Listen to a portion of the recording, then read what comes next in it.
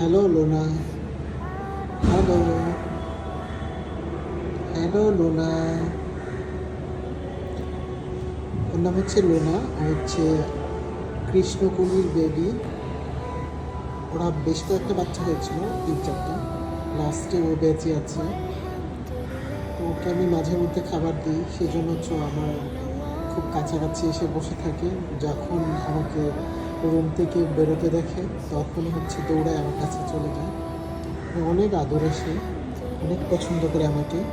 কারণ বিড়ালকে আদর করলে ওরা আসলে সবাইকে পছন্দ করে। ও প্রথম প্রথম হচ্ছে আমার কাছে আসতে চাইতো না, বা হচ্ছে একটু একটু ভয় পেত। এখন সে ভয় পায় না, একদমই ভয় পায় না।